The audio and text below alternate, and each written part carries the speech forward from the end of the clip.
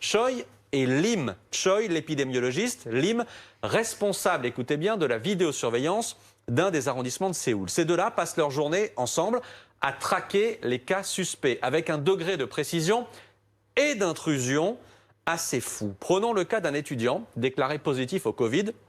Choi et Lim se rendent dans un des restaurants où il a mangé et ils scrutent tous les deux les images de vidéosurveillance. Qui lui tournait le dos?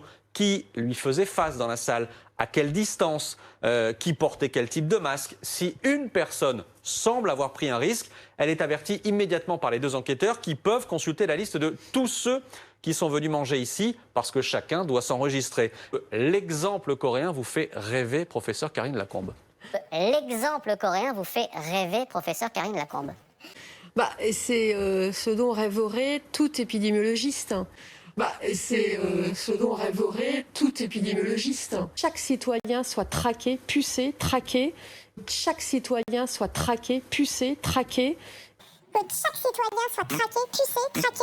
Et qu'on limite de façon importante sa vie privée, ses libertés individuelles. J'attends la suite de la phrase, je tremble un peu, mais allez-y. Donc non.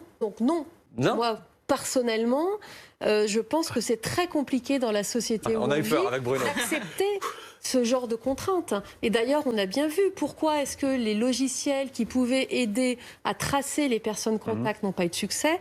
C'est bien parce que chacun défend sa sphère privée et que la culture en France n'est pas du tout la même que la culture en Corée.